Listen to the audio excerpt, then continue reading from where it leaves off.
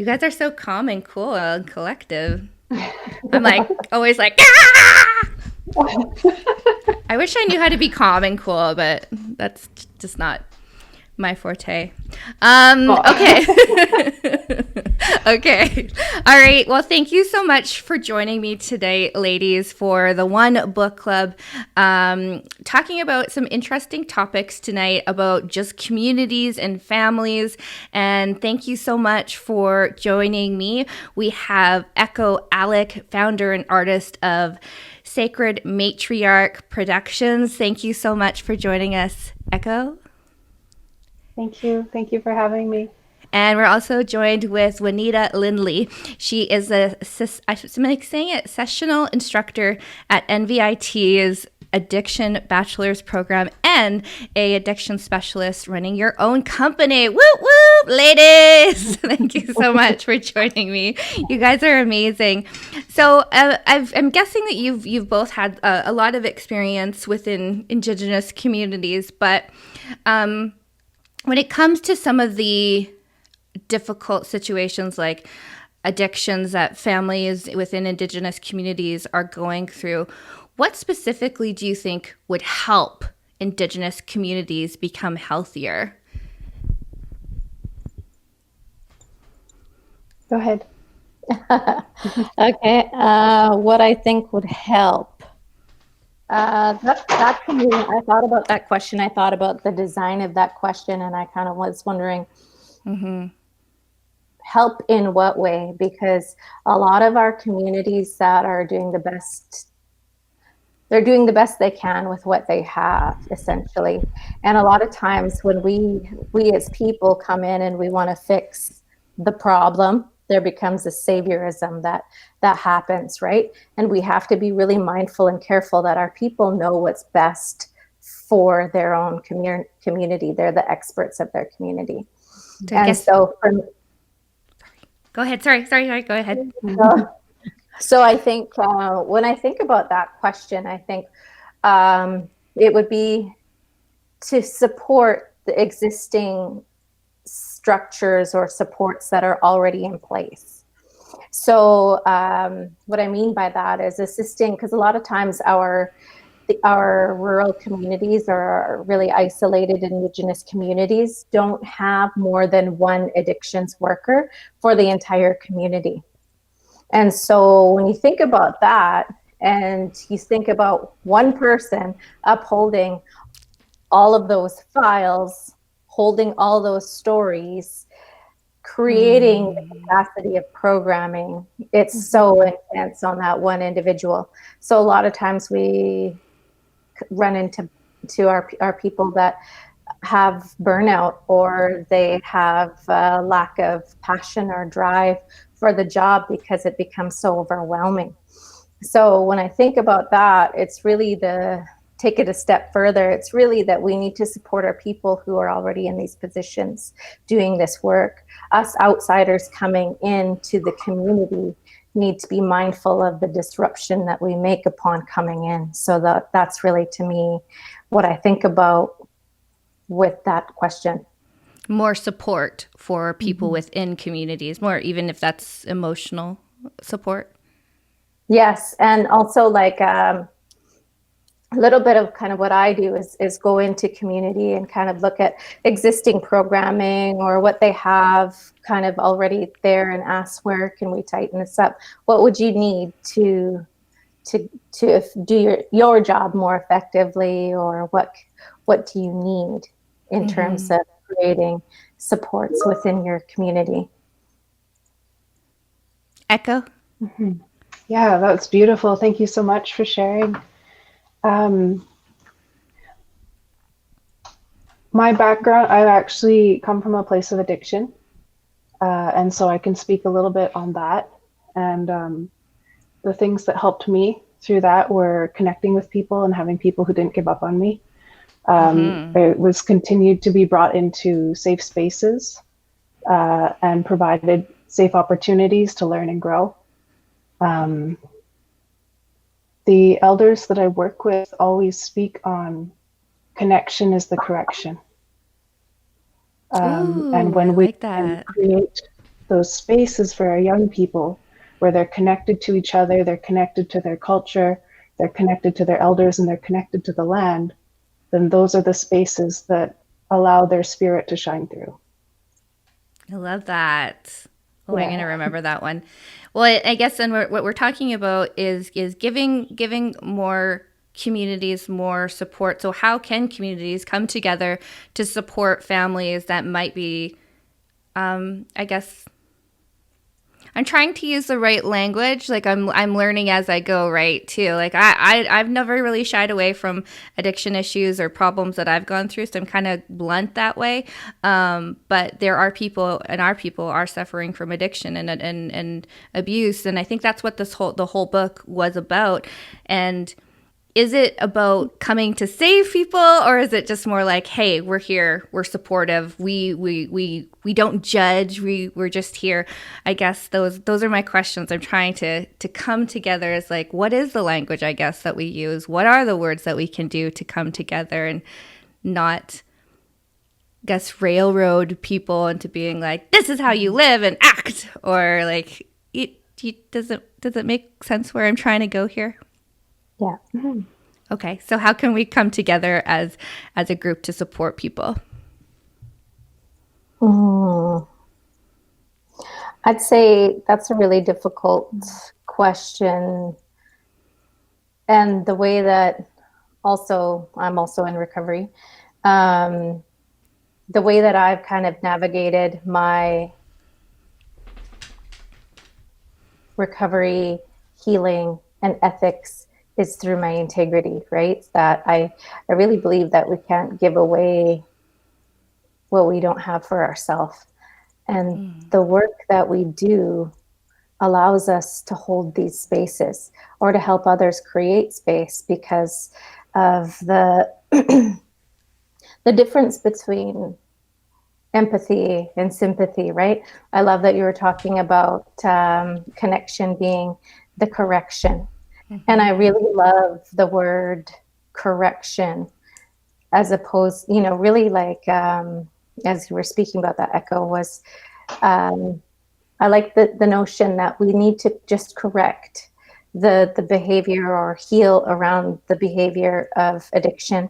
And how we do that is providing that safe space. But, and I've also heard quoting Elaine Alec here in her saying that we have to be that safe space in order to cultivate a safe space, right? And so that to me has always been how I've led my practice. And so when I look at helping communities, it's really about being able to hold the space to hear the stories of what's happening there, to then say, oh, okay, well, how can we create what is needed, but also being a listener to pick up what is needed through those stories, right? Because a lot of times we can't identify what the needs are. And so when we have somebody with fresh ears or the energy from the outside perspective, they can hear what the actual needs are. Because a lot of times we become immersed with a lot of like the impacts of addiction. Does it make sense? Mm-hmm. Yeah. Yeah. Okay. Yeah, absolutely. Totally agree with you in filling our own cups and being able to hold that space within ourselves. Then we are able to push that outwards. As someone who regularly facilitates safe spaces with youth, particularly with Indigenous youth, if I am not continuing to join other circles and other groups and be someone who participates in circles, then I end up becoming depleted. And so everyone needs to have their own support systems in place to keep their basket full. Yeah, absolutely. So, it's beautiful. Thank you. When you're talking about protecting Indigenous girls and youth and children, what would you want to implement into communities to protect our women and youth and children? Oh,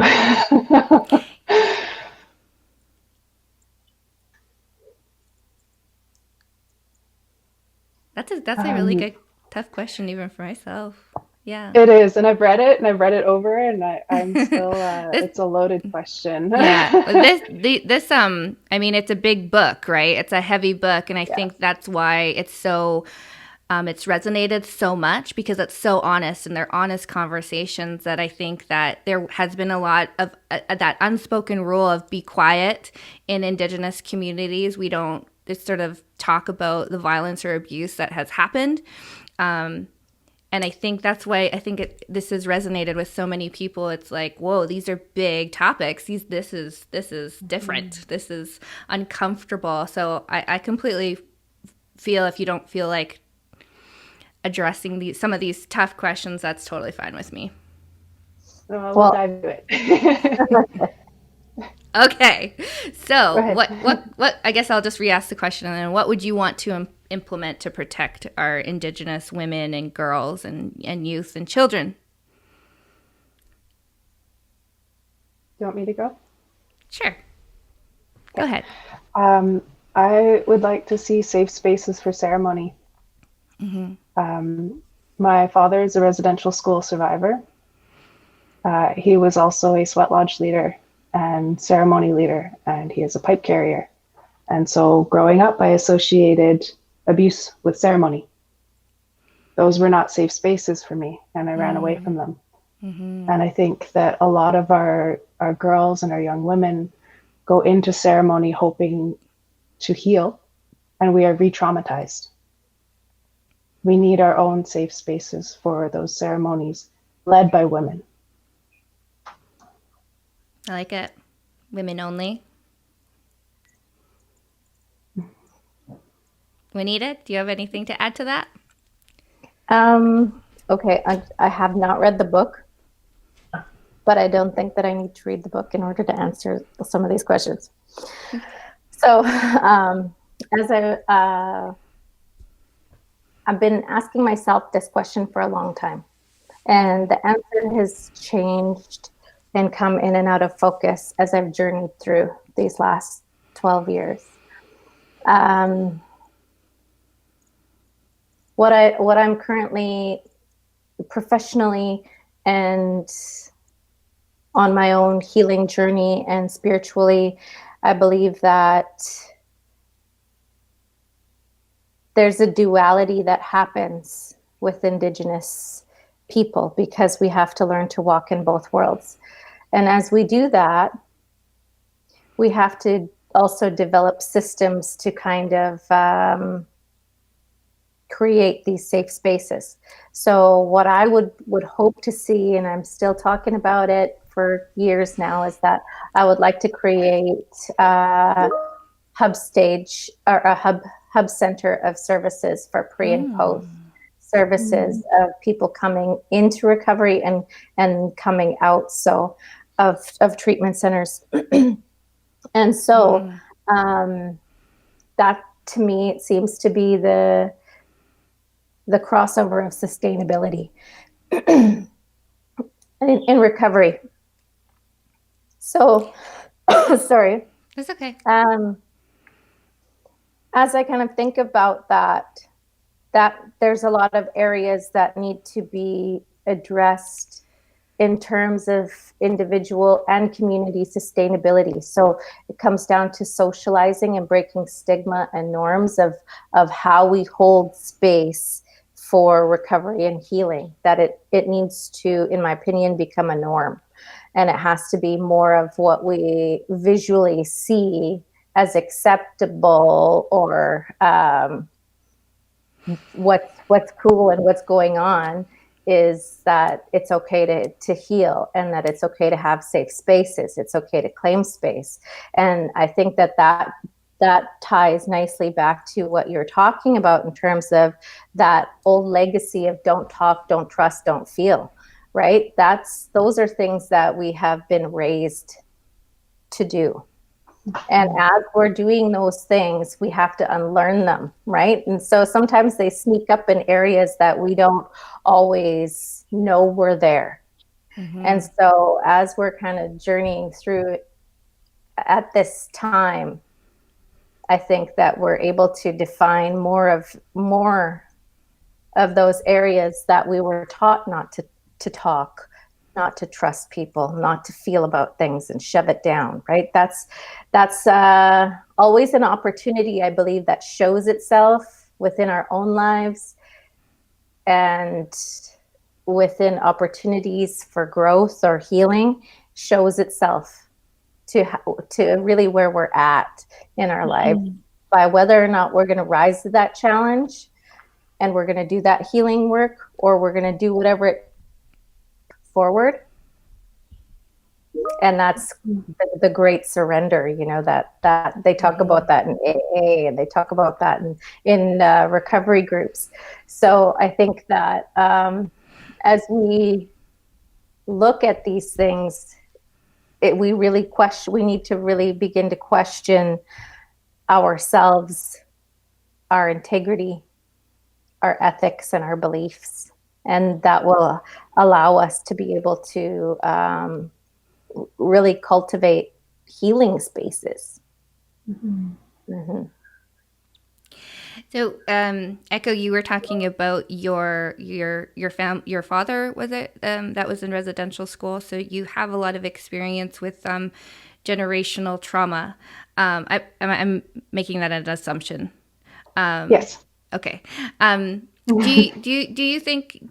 How do you feel when people say Indigenous people should just get over it, move on?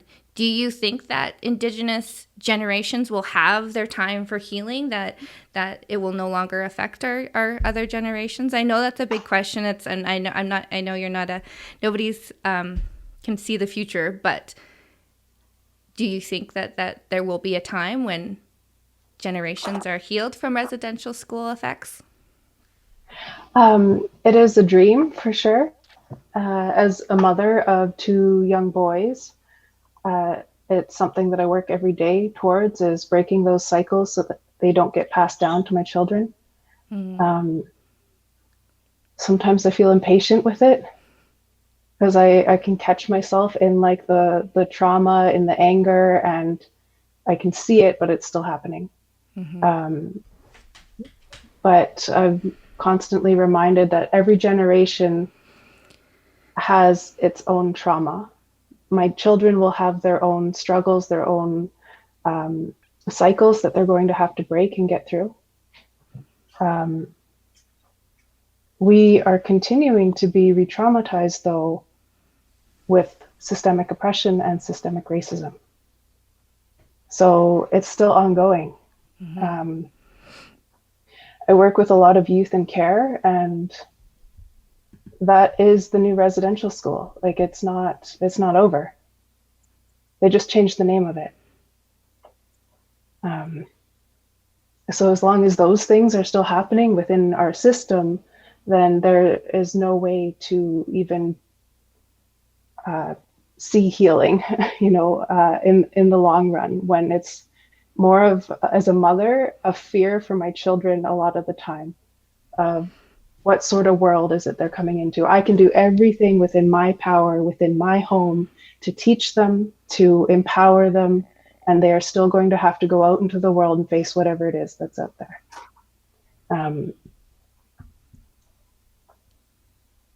I feel like I come from a little bit of a different world with the intergenerational trauma. My dad was very open about it. He shared a lot of his story. He was the first person in Canada to take on the church, the government, the RCMP of Canada, and win a 17-year court battle. So it was very open in my home. I think that a lot of people don't have that same familiarity with the stories. It's starting to come to life a little bit more, but it's been like ingrained in my mind since I was a kid. And I started educating about residential school and intergenerational trauma at, I think, age 12. Just very determined to teach other people that it didn't stop at my dad, that all the things he experienced were lashed out in my home. And I've had so many different conversations with people that they don't actually even consider that or think about it. Um, yeah, it's definitely a complicated web, but I truly would like to have hope, for the sake of my children, for the sake of my grandchildren, my great great grandchildren. I would like to believe that each generation will get a little bit further and further away and a little bit stronger, a little more aware. And with that awareness, then we can make different decisions and bring those decisions out into the world to empower people. Love it. Would you like to add to that, Juanita? Can you ask the question again? Do you think that the traumas from residential schools will heal and no longer affect further generations? Yeah, that's a crazy big question. It's a crazy question. It's like, can you? I guess the question, it kind of relates to when people say to Indigenous people that they should just get over it. The question kind of correlates with that is how will residential school survivors heal from these situations where we don't see that trickling effect going into further generations? I guess that's a better way to word it. Because I'm scale, because I'm Indigenous, I have to answer this the long-winded way. Well,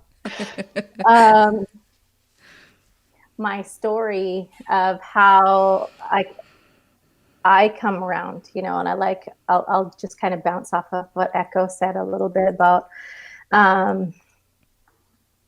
raising my children. So after years, couple decades of, partying around, using and people, places and things and acting out my traumas, after I got to that place, my children were just becoming young. They were just coming into their early teens. And at that point in my story, I had to learn and process to go through my own stuff around residential school and being Indigenous, and that separation piece. That separation was caused by shame because I also had grown up with parents who'd been in residential school and grandparents, and my community was immersed in pain. And so I grew up thinking, for a while there, I was thinking, well, that was my mom's problem. That was my dad's problem. I have nothing to do with it, and that was a real thing for me. And so when I came around and I started to awaken, my children, what had happened at that point in time was I had to go through a lot of that apology stages of apologizing for putting them through the behaviors. And I thought, if I do things really, really good and I do things really, really well, then my kids will be okay. Yeah, well, I'm starting to see as they become adults now, they're all young adults, that that's not true. And so the further I've come in my own healing journey, and my eyes are becoming more and more open, and I'm becoming more and more spiritually awake, I've had to reroute my being has grown to the point where I've had to actually go way outside of myself, searching for answers, but then actually it comes right back around to the simple relationship of me and Conchutin, my creator. So it comes way out, and I go way out and I do all of these works, but then I come right back to myself. And so